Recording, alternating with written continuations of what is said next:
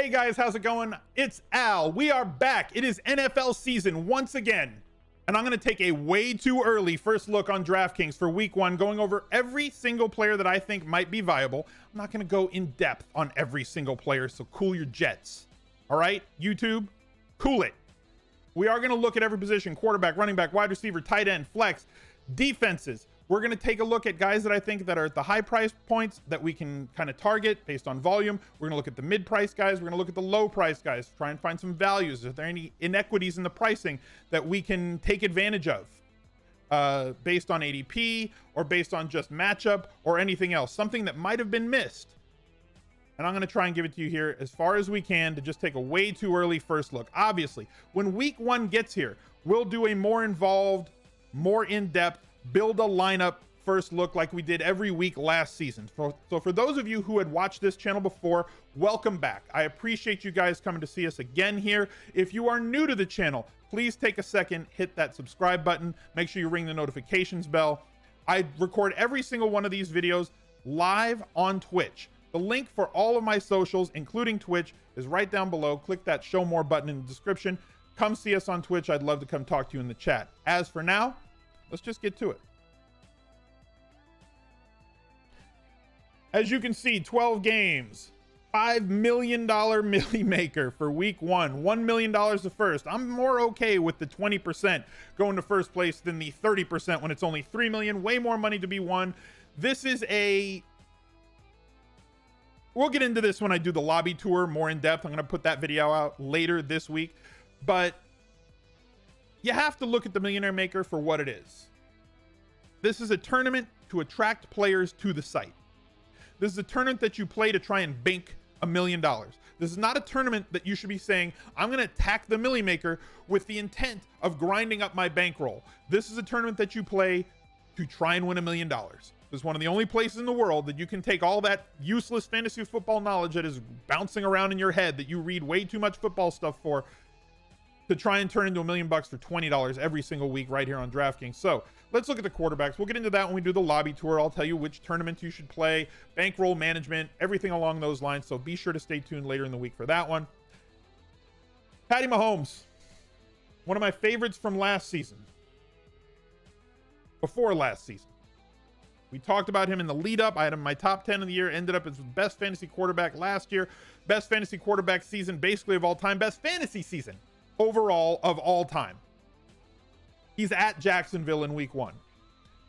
From a season-long perspective, they have one of the toughest schedules for, in terms of just opponents and opponent rank and everything else.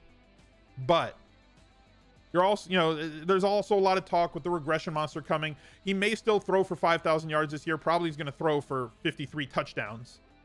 But if a bad season for a quarterback is 35 touchdowns and 5,000 yards, that's still somebody that's ridiculous. And he's going to have weeks where he performs tremendously. But the problem is you're going to see at quarterback is that as good as his weeks were, 28 points, 41, this is a tournament winning week, 28, 25, 20, 36 here, it's tournament winning week, 20, 43 tournament winning week, 33 tournament winning week, 24, 18. Quarterback's a position where you can stream it. You don't have to pay for the most expensive guy. I definitely want to own shares of Patrick Mahomes in week 1 in tournaments, but he's not somebody that I want to build my lineups around. You guys have watched my other videos before. I tend to stay down in like the 5 to 6K range. They've really flattened out the arc of salaries from the highest paid quarterback to the 25th rated quarterback on the week. So you can find guys that are going to basically have a chance at 300 yards and 2 touchdowns every single week without having to pay 7K or 7,200. Andrew Luck against the Chargers, definitely a good play for week 1. Returns all 5 of its offensive linemen. Offensive line, the greatest change in this team for the Colts last year versus the year before. That sustains this year. And Andrew Luck and the Colts should have one of the best offenses in the league. Again, for tournaments, somebody that I'm going to want to have shares of in week 1. This is going to be a fast-paced game. This is a high priority game for me. A lot of places in that offense where you know where the volume is going to go in terms of running backs, in terms of wide receivers and Andrew Luck a prime play. But if we look at Phillip Rivers at only 5,900 versus Luck at 6,700, could put up similar numbers in that game. This is what I'm talking about with not having to pay up at quarterback. Here's another situation. Jameis Winston playing in probably, if you add up the ownership of every position player in each game, the San Francisco Tampa Bay game is probably going to have the highest ownership across the board from position to position, unless there's salary things that come into play. This is the highest totaled game of the week. Neither of these teams could play defense last year. Both of these teams project to have very good offenses this year, efficient offenses this year. 6,600 for Jameis Winston in tournaments. Also very good from my perspective, but Garoppolo's only 5,800 against Tampa Bay's pass defense that we were streaming against every single week last year. This projects to be a shootout. Both teams going to have team totals of 25 and above going into week one when Vegas kind of settles wherever it settles. Jimmy Garoppolo at 5,800. If you can fit Jameis at 66, fine. More rushing upside than Jimmy Garoppolo. But if you need the extra room, 5,800 for Jimmy Garoppolo, to me, looks like an outstanding bargain. Baker Mayfield, if you saw the video this week, probably going to be playing out of the shotgun this year. That's a joke based on the beer video from chugging at the Indians game. 6,400, again, priced up. I think he's going to have a fantastic year playing against a pace down team in Tennessee, but he's playing at home. I think he'll be fine. Most of these guys above 6K are tournament plays for me in week one, right? Cam Newton, somebody that I'm much higher on, or have been much higher on than the field. He's my highest owned quarterback so far in tournament league, or in best ball leagues and season long drafts that I've done so far this year. Had the shoulder injury last year. Basically every season that he's played, the last 8, he's been like the QB2, the QB4, the QB1, the QB3, the QB4. Fantastic source of fantasy points every single week. Rushing upside, rushing touchdown upside. His worst season ever last year based on the shoulder injury. In camp, looks like he is throwing just as well as he did 2 years ago before the injury. Still going to have that rushing upside when they get around the goal line.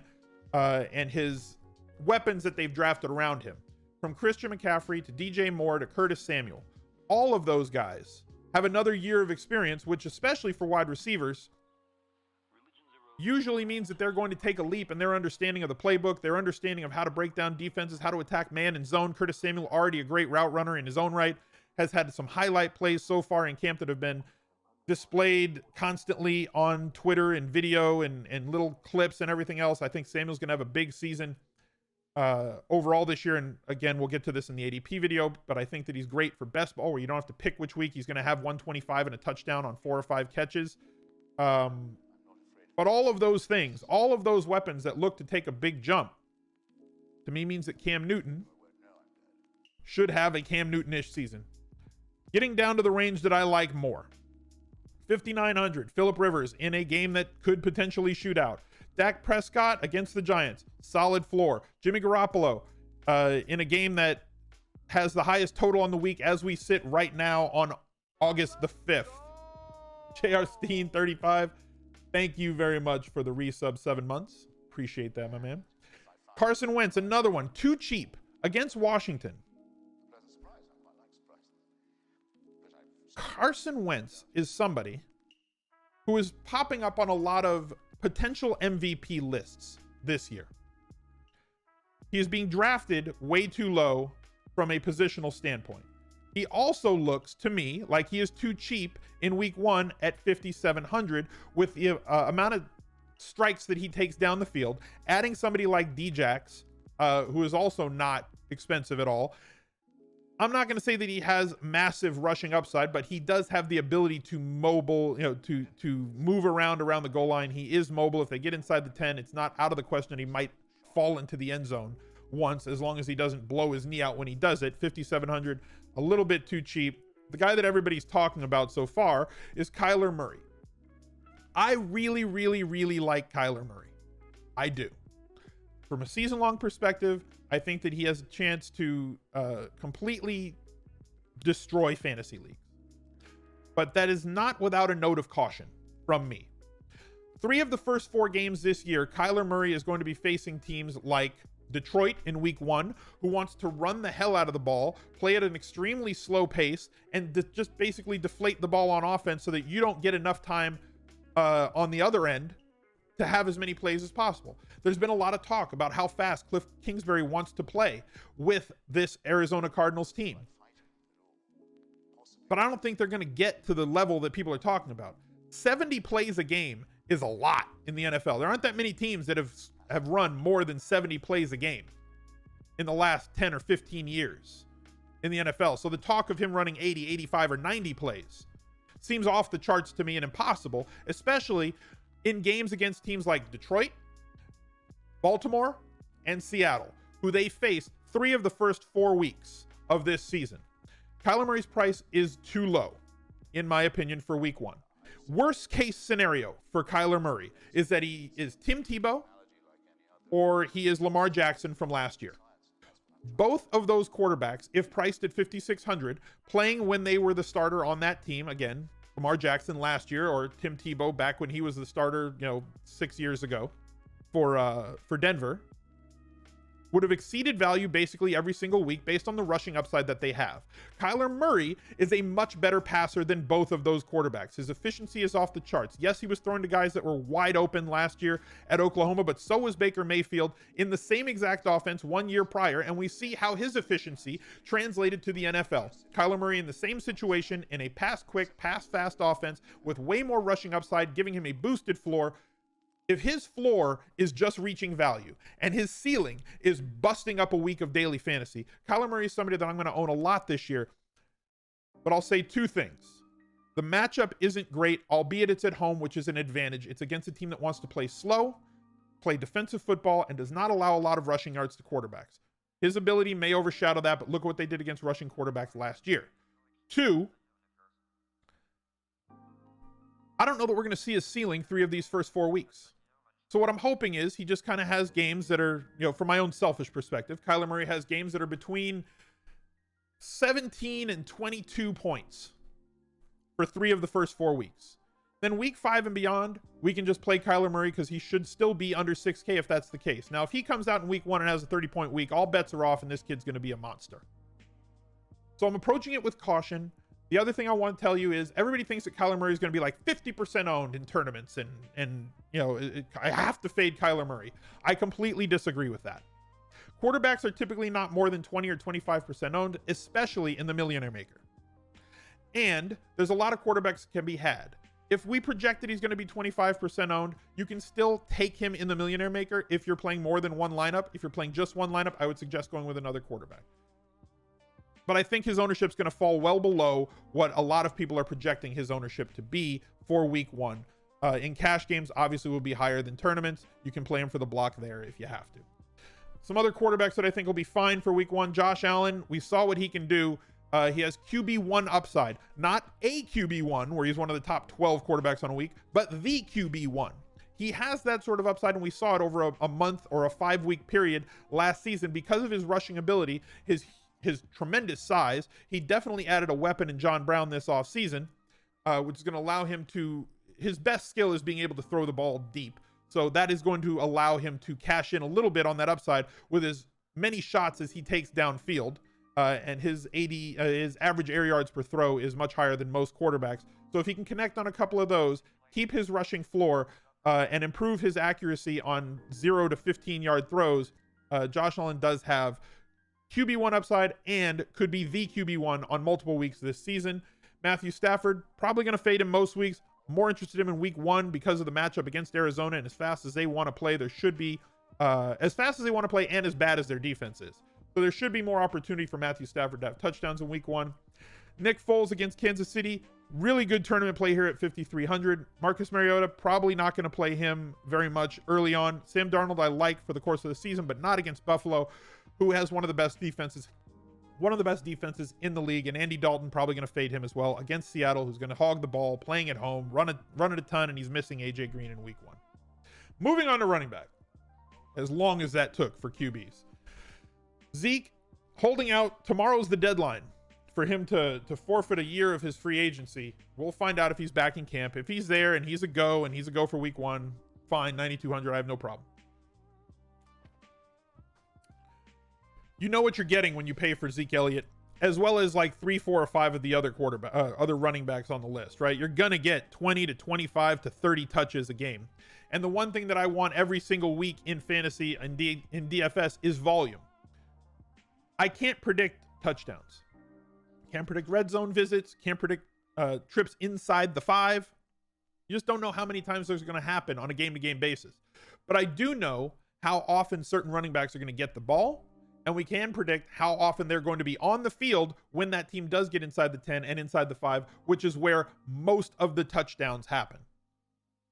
I am typically on team jam 'em in at running back, which means I'm going to spend more on my running backs than I do at quarterback, than I do at wide receiver, than I do at tight end. That's just the way it's going to go. And we have a few guys at the top of the list. Obviously, Saquon, Barkley, with or without the wide receivers that they have there. Guys like Golden Tate, who's going to be suspended at the beginning of the season. Shepard, who's been injured. Ingram, who we're going to get to when we talk about the tight ends. Saquon Barkley is an absolute beast when it comes to volume, and his inclusion in the passing game is, in my opinion, the best part of his game for DraftKings. 8 targets, 7 targets, 10 targets, 5 targets, 8 targets, 10, 10, 12. You're getting wide receiver 1 usage. If I can get 10 targets out of a wide receiver on a week, I'm plug and playing that guy. You're going to get 25 touches out of Barkley every single week. We're not going to see the same usage out of Christian McCaffrey, I would think, as we did last season. The guy was on the field for like 95+% of the plays that the Panthers ran. If he's still on the field for 95+% of the plays that the Panthers run in 2019, he is going to have just another tremendous year. If he's on the field, I think that they should cut that down, probably like 80%, which would still be way higher than most other running backs in the league. You're talking about another guy who has wide receiver 1 usage, 13, 11, 10, 11, 8. This is targets, guys. Not to mention the 10 to 20 carries that he gets a game. The targets are way more valuable than are the carries, but he's still got the ability to run for 100 yards in a game. He's definitely got the ability to catch 5, 6, 8, 10 balls in a game, and if he busts a long one, get you the bonus on the ground or through the air. And his usage in the red zone was also tremendous. 8,800 going up against the Rams in a game that should be tremendously high scoring. Out of these 3, I like Barkley. Elliott will have to get back into camp before I can sign off on him, but Christian McCaffrey, probably my favorite high-priced running back to go after, because in my opinion, him and Barkley are both matchup independent, both game flow independent, and it doesn't matter who they play against. They might be a little bit less efficient on the ground against specific teams, but I'm not fading them in high-scoring matchups. David Johnson, 7,700 against Detroit. Detroit, actually a pretty stout defense. I think that David Johnson's going to jump back from last year, could be one of the most improved players in terms of fantasy. He finished last season as an RB1, even as bad a season as he had when you compile all the numbers that he got last year. He was misused. I think that his average yards per carry is going to jump. They still don't have a great offensive line, but they're going to spread the field. They're going to give him less stacked boxes to run against instead of just plowing him into the line. They're going to have more opportunities in the passing game for him, which they just ignored for the first part of last year. 4 targets, 3 targets, 4 targets, 2 targets is egregious when you have a running back as good as David Johnson. And I think that we're going to see those numbers jump a ton with the offense that Cliff Kingsbury runs, with the usage that he's going to get, with the lighter boxes he's going to be running against, and the usage in the passing game that Kyler Murray is going to dump down to him, not because he's a rookie, but because that's the way this game runs with Cliff Kingsbury at coach. 7,700, I sign off. I'm fine with that. Melvin Gordon III, still a holdout, probably going to be a holdout for a long time. Todd Gurley on a week-to-week basis. Like him way more in daily fantasy than I like him in season long. We can take it on a week-to-week basis. And play him in weeks that you think he's going to be a go. But we thought he was going to be a go in the Super Bowl, and he wasn't. We're going to have to monitor this throughout preseason. Obviously has the arthritic knee. Obviously was somebody who touched the ball like 90% of the times last year that the Rams offense was on the field. Had tremendous usage inside the red zone, inside the 10, and inside the 5, which is the most valuable usage that any running back can get. Highly involved in the team's passing game, as we see on a week-to-week basis before that injury kind of popped up. 5, 6 targets every single week. All the goal line usage and all the touchdown upside that you can get out of a guy in one of the best offenses in the league. But he's not going to get the ball 90 to 95% of the time anymore. But if we cut his usage back to 60 or 65% of the Rams running back touches, he still projects as like the RB6 or RB7. He's still a stud. It's just a matter of the volume that he's going to get and how we can project that. And when it comes to injury risk, I would much rather take that risk on a week-to-week basis in daily fantasy than in season long. So Todd Gurley for me is a wait and see. I'd rather play David Johnson at 7,700 than Todd Gurley at 7,900 in week 1 on the road against Carolina's defense, all those sorts of things. And the unknown that we don't have with him based on how much is he going to play, snaps, carries. I do think even if they limit his usage in the game on a game-to-game basis versus what it was at last year, I still think that we see his usage in the red zone stay around where it was. So if he's going to be used 60% of the time between the 20s, I still think we're going to see 85+% of him inside the 10-yard line because he's just too much of a weapon for them to take out. So if they're saving him for where it matters most, and this is a very sharp team in the Rams with their coaching staff and how things go. Now, this next price point, 7,500 to 6,000. Let's go 7,500 to 5,500. This is where I think a lot of value lies. Le'Veon Bell moving on to a different situation. Obviously not going to be as valuable a situation as it was in Pittsburgh with one of the most voluminous passing offenses that there was in the league. Him getting the amount of targets that he used to get in this Pittsburgh offense, as many trips to the red zone as they took with Le'Veon Bell and Ben Roethlisberger and Antonio Brown and everybody else. His production is going to be taking a dip, but he's also priced down. Le'Veon Bell on Pittsburgh was a $9,000 to $10,000 running back on DraftKings. He's priced at $7,100. Buffalo's defense is really, really good. I think there are better spots if you're building a cash game lineup. But 7,100 is a great spot to take a leap in tournaments in week 1 on Le'Veon Bell. Not exactly going to be a cash game running back for me. Nick Chubb, same sort of situation. Not priced at where he should be. In games that he was healthy, he carried the ball a ton last year. One of the 5 or 6 top running backs. And I'll look at this. I had Kyle from ESPN, Kyle Soppy, do a breakdown on me for guys when they were healthy. What was their carry percentage, their touch percentage, their catch percentage, and their snap percentage in games that they were healthy. And Nick Chubb, one of the best in the league last year when it came to those parameters. Everybody's worried about everything else. Everybody's looking for reasons to not like Nick Chubb. Well, he's not as involved in the passing game, or wasn't as involved in the passing game last year as we would like. Duke Johnson is still there right now. They haven't traded him yet.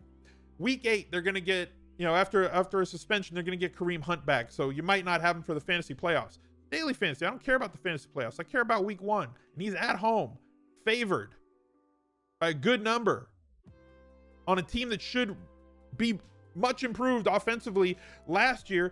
And the 8 games that they played under Coach Kitchens, they were tremendous last season. You're talking about an offense that over 16 games extrapolates to like 4,800 yards passing and 38 touchdowns with Baker Mayfield at quarterback under Kitchens. Now you got a whole season of that, and you add Odell Beckham Jr. and you give Nick Chubb the ball 20+ touches a game at 6,400 at home. I hate to say that he's sneaky, but I think that people are talking about a lot of other running backs more than Nick Chubb, and he might be a little bit under-owned for week 1. Fournette at home against Kansas City's rush defense. Again, Fournette, this might be his last year in Jacksonville, but the matchup against Kansas City is tremendous. He has been involved enough in the passing game for me to be okay with this at 6,100. Also fine. This is just a logjam in here at this range. Damian Williams, been injured for the entire preseason. Question of whether he will or will not be the guy for week 1, which kind of opens up Carlos Hyde. If Williams doesn't get back and Hyde is mentioned to be the starter for week 1, I want whoever the starter is for the Chiefs at running back every single week. And the price down to 4,100 for Hyde looks to me, if he is the starter, and we don't know that yet, and we'll take a look at this in week 1 when it actually gets here. We'll know better going into that week whether it's going to be Williams or whether it's going to be Hyde. But Williams still hasn't taken a snap, and Hyde's getting all the work week 1, or getting all the work right now in week 1 of training camp with the starters. Carlos Hyde, not a great running back. He's not. He's fine. He's fine. But he's not like a Le'Veon Bell. He's not. He's not Melvin Gordon. He's not Todd Gurley. He's not Christian McCaffrey. But you don't have to be that if you're playing in Andy Reid's offense. He produces RB1s constantly, year after year, no matter who it is.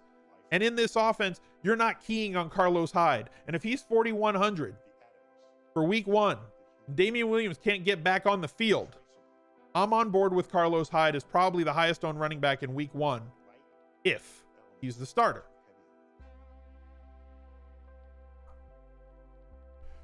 Couple guys that, if that doesn't happen, I think will be the highest owned guys. Dalvin Cook against the Atlanta Falcons at home. Cook, 2 years removed from an ACL injury. Last year, they weren't going to give him the amount of volume that I think they're going to give him this year. Latavius Murray has moved on. He's with the Saints now. Dalvin Cook should see an uptick in carries. Was already very involved in the passing game. 5 targets, 7 targets against Seattle, 10 targets. I think that we're going to see a guy that should see between 20 and 25 touches every single week in Atlanta, who beefs up every single running back against in the passing game. Now you have a recipe for a smash situation in week 1 at 6K for Minnesota, who always wants to run the ball and will use their running backs. In week 1 at 6K, I think Dalvin Cook could be the highest owned running back on the board. I think he gives you RB1 on the week upside, right? Not an RB1, but the RB1 on the week type of upside, considering the matchup, and he's at home in a game that, you know, based on these two teams, shouldn't shoot out. But if Minnesota gets out to a lead and Atlanta has to come after him, and Minnesota keeps feeding the ball to him as the game goes on, the Cookie Monster chat says, Miami Man in chat says, nickname proposal for Dalvin, the Cookie Monster. I don't hate it. I don't hate it. KERRYON Johnson, another player who's seen a massive uptick. This was going to be one of my favorite plays. I was talking to Pat Thorman in a DM a few weeks ago, 3-4 weeks ago. I said, everybody's talking about Arizona's offense. Everybody's talking about how Kyler Murray is going to be this great thing. And he is. I love Kyler Murray this year. And everybody's buying in season long about all these different guys, KIRK and Fitzgerald and David Johnson and everything about Arizona. But as fast as Arizona wants to play, and as bad as their defense was last year and projects to still be this year, KERRYON Johnson was the guy that I wanted to buy into for week 1. And then they traded Theoretic. So now we're going to see more pass game usage from KERRYON Johnson, theoretically, because they're not going to use CJ Anderson in the pass game. So more third downs for him. He still could get sniped around the goal line by CJ Anderson. But KERRYON Johnson at 5,800, and if you pair him, boom, boom. You have 2 running backs against teams that should not fare well against opposing running backs at a low price point, who have 20 to 25 point upside, should get the goal line work, at least half of it for KJ, all of it for Dalvin Cook. This is right now where everything is projects as your highest owned duo combo for week 1 at running back. Those are the 2 guys I think should be the most highest owned. Obviously, CARSON should be less owned based on all the other guys at this price range. Derrick Henry had a great end of the season. We'll see if he can carry that along this year. Marlon Mack, somebody I'm extremely high on for season long. I think he has 12 touchdown upside in this offense. Him running the ball is a problem. Ian Hartitz tweeted out a video of him goal line to goal line. He tweets the all 22 footage a lot on his feed. Great follow on Twitter if you don't follow him already. Does the news for Fantasy Labs. Was on the Edge podcast with Adam earlier this offseason, like about a month ago. Ignoring his lack of usage last year in the pass game, something I think should tick up a little bit. I think we could see 3 or 4 targets a game from him more often than we see 2 targets a game for him. But as good as this offense is, and as great as that offensive line is, and as easy as it's going to be for them to move the ball, Marlon Mack is going to have 2 touchdown upside on a lot of weeks. We're talking 12 to 16 touchdown upside for me from Marlon Mack, a guy who had 11 touchdowns last year on 228 carries. With him settled in as the RB1 in Indianapolis, I think he's underpriced on DraftKings. I think he's underpriced in season long. I want to buy. I'm not sure I want to buy in week 1 for cash for my head-to-head games based on where everybody else is in this price range. But I think he's going to be under-owned for tournaments. Austin Eckler obviously depends on Melvin Gordon's contract status. Freeman, don't want to play him in week 1 against Minnesota, but that might change as time goes on. Mark Ingram, another interesting choice going up against Miami. They're going to run the ball 45 times a game. So give me Mark Ingram, please. 5,100. Going to be vultured at the goal line some by Lamar Jackson. He does have a running quarterback who can go. But Mark Ingram, if he gets 20 touches a game, he is useful in the passing game. Obviously, people view him as the thunder to Alvin Kamara's lightning when he was on the Saints. But Mark Ingram is very capable in the pass game. He can be a third down back. He's not just going to cede himself to the sideline because Justice Hill is on this Baltimore Ravens team. If Hill gets 5 to 10 touches. Ingram gets 20 touches. And Lamar Jackson carries the ball 12 times a game, which is, I think, reasonable and would also break the rushing record, right? 12 carries a game, the amount of rushes in a year, that's like 200 rushes a year. That's a ridiculous amount of carries. Mark Ingram can get a lot of work. Just remember the Gus Bus last year. Now take a more talented player in Mark Ingram, though he is 30 years old. I think Ingram can pile up points. There's going to be some weeks where he's going to be a GPP winner for you. Could be week 1 at 5,100. I think that the price is still a little bit too low, coming down a little bit. Deion Lewis, Kenyon Drake, not really all that interested. Kalen Ballage, they priced him up. This is interesting to me because Drake looked like he was going to be the #1 guy. I'm not interested in running backs against Baltimore anyway, but I have to talk about this because Kalen Ballage now looks like it's going to be a 1 and 2 situation, a 1A, 1B situation where maybe neither of these guys separates themselves from each other, which is going to make neither of them useful. And Pollard also priced up at 4,500 in case Zeke is out for week 1. DraftKings did a good job of pricing these guys up. Geis, 4,400, fine. I just don't think you need to reach down to this range unless it's for somebody like Carlos Hyde, if he is the starter for week 1, if Damian Williams isn't going. There's enough cheap priced guys at running back, and DraftKings does this pretty much every single year. Week 1 is about getting people into the tent. Week 1 is about, having people make lineups, as many as possible. Oh man, I like this lineup, but I also like this lineup, and this lineup's great too. So they post all these massive tournaments and massive guarantees, and so they make it really easy. So you got a lot of guys, in my opinion, that are 10 to 20% underpriced at running back. This whole range here, right? Williams should be higher. If he's the starter, he needs to be like 7K. Nick Chubb needs to be 7K to 7,200. Dalvin Cook is a $7,500 running back. KERRYON Johnson is $7,000 to $7,500 running back on DraftKings. Marlon Mack, probably a $6,500 to 7K running back. They're all underpriced. And because they're all underpriced, just like last year for week 1, when Christian McCaffrey was in like the low 6Ks, you don't need to reach down unless it's a unique situation with somebody who projects to get 20 touches on a high volume offense. Moving on to wide receiver. Odell Beckham Jr., 8,100. Fine. GPP only to me. I'm going to spend at running back. I might have a little bit of extra money because of how soft the pricing is at running back to pay up for one guy. But if I'm going to pay up, Mike Evans has been boosted to 7,900. Last year, you can see he was only above 7,900 like a couple of weeks, 3 weeks, and at 7,900 once. But you look at his per week performance in that Tampa Bay offense: 31, 21, 19, 20, 33, 32, 20.7. Mike Evans, in my opinion, in terms of daily fantasy, is one of the more undervalued top tier wide receivers that there is. We always talk about the other guys at the top of the list. We're always talking about Julio Jones. We're always talking about Odell Beckham Jr., Tyreek Hill, every other superstar, Michael Thomas. We're always talking about all the superstar wide receivers, but quietly, Mike Evans has tournament winning potential in a game against San Francisco with the highest total on the board at home for a team that led the league in passing yards last year, who sees 8, 9, 10 targets pretty much every single week, and he's 7,900. The wide receivers are depressed too in terms of price. Julio Jones is 8K.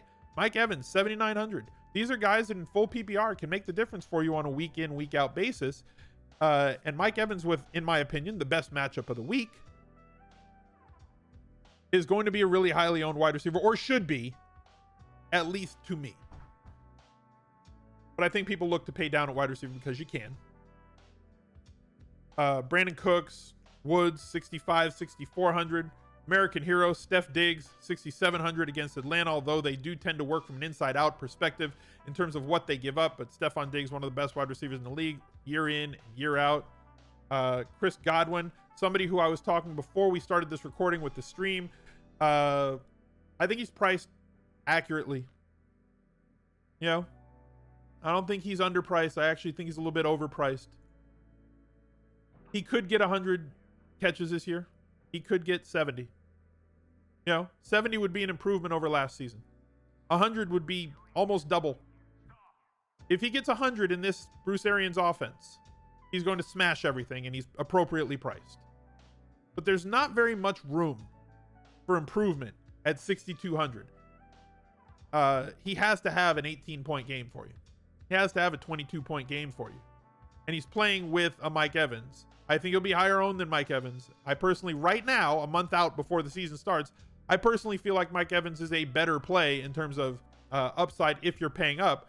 But Godwin is outstanding.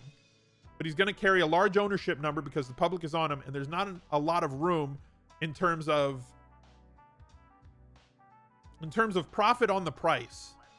When you look 2,000 below him in the 4,000 range, you have somebody like D.D. Westbrook against Kansas City. When you look down in this range, and you got Chris Kirk at 4,700. As highly owned, everybody wants to own Kyler Murray, and Chris Kirk is at 4,700. John Brown against the Jets pass D with as many shots as Josh Allen takes downfield, 4,300. Curtis Samuel, who I talked up earlier, I think is going to have a tremendous year against the Rams. Really high scoring offense for the Panthers against the defense, and an offense against them that produces a lot of high scoring games as well. This number is definitely going up this year. This 39 receptions is definitely going up this year at 4,200. So it's nothing against Godwin. I love Chris Godwin this year. He's one of my highest owned wide receivers in the drafts that I've done thus far. But in week 1 on DraftKings, we have to be price sensitive. You just do. For me to squeeze in one more guy, you give me 2 more thousand to go from Godwin at 6,200, Tyler Lockett at 6K, somebody else I have a lot of in season long, to come down here and get one of these cats that has similar upside. Deshaun Jackson against Washington. Deshaun Jackson, the player that's made the most impact on the quarterbacks that he's played with at wide receiver since Randy Moss. If you look at it from an air yards per attempt, if you look at it from a completion percentage, if you look at it from a touchdown percentage per pass, Deshaun Jackson makes a difference when he moves to a team on those quarterbacks. And now he's in Philly with a quarterback who can sling it on an offense that has as much talent as anybody else and isn't going to see as much attention because of Alshon, because of the running game, because of the great offensive line. That's my issue with the pricing of Godwin for week 1. It has nothing to do with Godwin. It has everything to do with the comparable players at much, much, much, much lower prices. At the 500 range, Pettis looks like the wide receiver 1 in San Francisco. You can get a discount from Godwin and come down to Pettis from 62 to 54 in the same game with a better quarterback. They don't have a, trash can throwing the ball around anymore. It's Jimmy Garoppolo who's throwing the ball around. All apologies to the backup and third string quarterbacks that were slinging it for Nick Mullins and everybody else that was slinging it for the 49ers last year. But now they got an actual really, really good quarterback throwing it again, if he can stay healthy, for as long as he can stay healthy. But he's healthy right now, and that's all that matters for week 1. Give me Pettis over Godwin as well. DJ Moore at 5,500. Not buying Landry.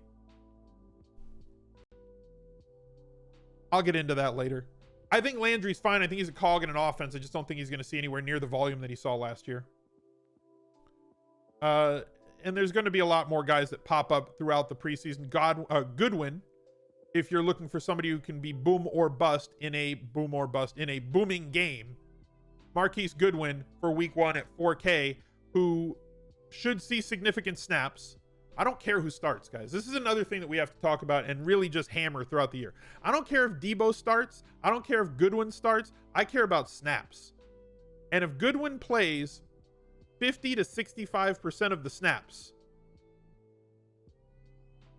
at 4K with Jimmy G against Tampa Bay's terrible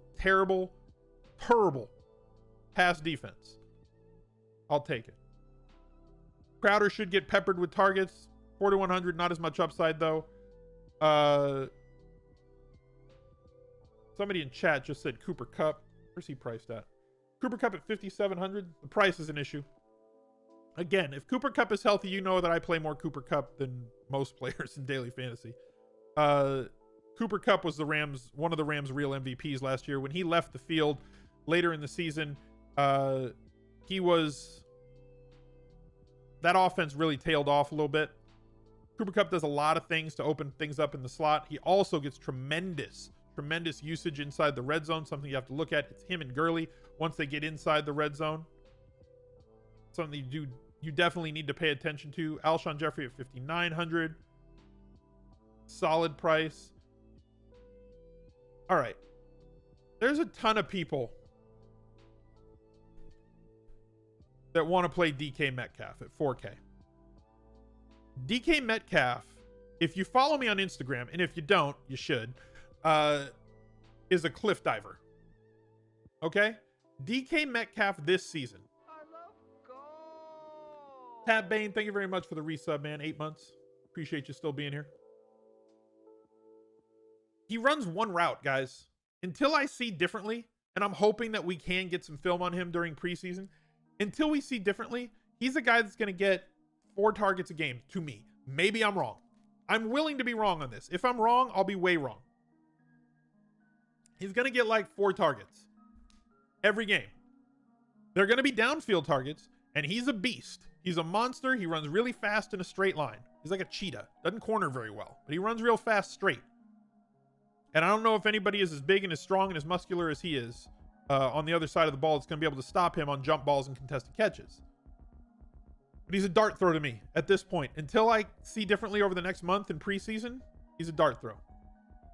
You've seen him in camp, so you believe that I'm wrong. Like I said, when I see it, I'll believe it. Because right now, he's not really an accomplished route runner. And until we can see that, I can't bank on that and say anything else. Moving on to tight end.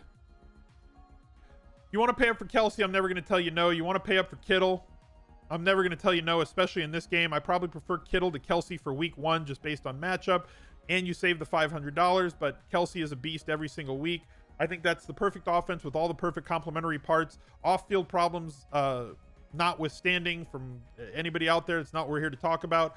But when Tyreek Hill is there, he takes the roof off, which opens up everything underneath. For Kelsey, it opens up the seams. It opens up the sit-down routes.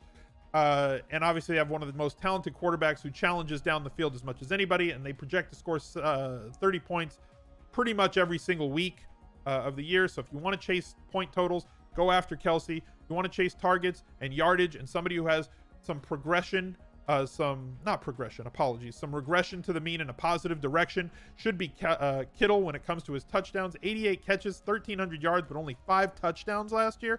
Comes down to quarterback play, at least to me. He's somebody who in OTD, from Mike Clay's perspective, if you've listened to JJ Zacharyson in his late round podcast, he touched on this as well. Tight ends, there's one thing when it comes to stickiness with tight ends and touchdown production, and it's their yards per touchdown. His yards projected, he should have had 8 or 9 touchdowns. Would not shock me if he had 8 or 9 touchdowns this year, which means a massive increase from his 5 last year, and would make a lot of difference to the bottom line as well. Zach Ertz, they're going to run a lot of 2 tight end. Not buying Zach Ertz for week 1. OJ Howard at 5K. Fine if you want to pay up, but I think there might be some better options as well if we look down just a little bit at 4,800. Give me the extra targets for Evan Ingram with all the wide receivers that are going to be sitting out. If you look at Ingram without OBJ, the past 2 seasons, Evan Ingram was tremendous, had ridiculous volume the last 2 years in this offense. That's somebody that I want to buy into for week 1 if you want to pay up at tight end. Probably my favorite tight end to pay up for. Again, we're a month out from the season. The way it looks right now in this first look, Evan Ingram, somebody that I really want to invest in for week 1 in tournaments, in cash games, and everywhere else. Eric Ebron, his usage to me depends 100% on Jack Doyle's activity or inactivity. If Jack Doyle is out for week 1, I will be buying Eric Ebron. If Jack Doyle is in for week 1, I will not be buying Eric Ebron in week 1. The simple reason for that is when Doyle is there, Ebron's snaps go way down. When Doyle is there, Ebron's targets go way down. Yes, Eric Ebron had 15 touchdowns last year and was an absolute monster. Most of those games where he had a lot of targets came when Doyle was out. The first few weeks of the year, touchdown, 5 targets, touchdown, 4 targets, touchdown. He had 10 targets in this game. These were when Doyle was out. 15 targets, 11 targets. This is the tight end that I want to see. I want to see the guy who's on the field a ton. Doyle comes back, 3 targets, 2 touchdowns, 1 touchdown. So everybody gets swayed by, hey, he scored. But I look at this column. I want the volume. Doyle out, 9, 6, 6, 5. That's the tight end that I want to pay for. So if Doyle's injury carries into the regular season, then Eric Ebron's somebody I'm buying, especially at 4,100. But if he's back, no thank you. Right now, Henry at 3,900 looks to be the most underpriced tight end on the field, or in the field, now that he is back on the field. This Chargers offense against Indy, they're going to move the ball. Indy's going to move the ball against them. Again, if Doyle is healthy, I'll take Henry over Ebron, and I'll just deal with the fact that Henry should see 5 to 8 targets, while Ebron, if Doyle is there, should see 3 or 4 targets, maybe 5. And I'll take the variance because they should both see the same amount of targets inside the 10-yard line for their respective teams. Jordan Reed, if healthy, is somebody we have to pay attention to. Love him in daily fantasy, hate him in season long. You know, it's a day ending in Y, and it's preseason, which means that Jordan Reed is tearing up camp as he's done every single year until he has some sort of injury problem, whether it be a concussion, whether it be an ankle or whatever. But right now he's healthy. Right now his foot's fine. Right now he's not concussed. And right now on a bad offense, he looks to be the best target that they have. Njoku not buying yet. Delaney Walker against Cleveland. Yeah, I'm interested. We'll see how healthy he can stay this year. Usually he fights through injury. Nobody fights through injury more than Delaney Walker. Jack Doyle, 100% depends to me on his health. Again, you know, he's this week contending with a minor oblique injury, continues to move past hip and kidney injuries he dealt with last year. We don't know if he's going to be there week 1 or not. So that's all that there is there to see. Not interested in Witten week 1, although it is against the Giants and he has a great history against them. I'll probably be joking with Adam about that, just to try and make him vomit on the podcast.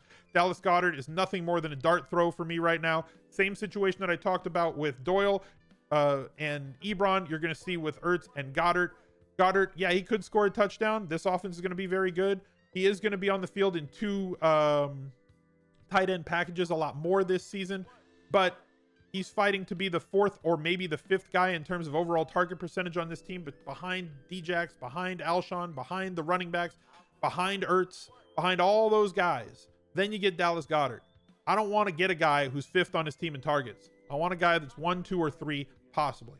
That's probably going to wrap it up for me at tight end. Everything else looks like a dart throw, at least at this point, a month out. Mike Gesicki, somebody who is not impressed, looks like an absolute freak when you have him test for a 40 time and a weightlifting and, you know, spark drills and everything else, but just doesn't look like he's a very good football player at this point, at least from the early reports in camp. He's falling behind other guys that are not as freakishly athletic as he is, and I'm definitely not buying into a guy on a bad offense that's not as good at football. So that's my week 1 first look, guys. Appreciate you all kind of hanging out, being here with us this week. If you watched this video, if you're still here at this point, thank you very much. Please drop a like on this video, subscribe to the channel, hit that notifications bell, and as I said before, every one of my other socials is down below in the description. Give me a follow on Instagram, on Twitter, and I record all these live on Twitch, and I would love to see you and talk to you because I spend a lot of time talking to my chat before and after these recordings happen live on Twitch. So drop over there. Let's see you. I'd love to meet you. Good luck this preseason. We'll be back with a couple more videos later this week on ADP, another lobby tour with DraftKings talking about bankroll management and attacking the lobby and which games you want to enter and which games you want to avoid. So until then, I'll catch you guys later. Bye.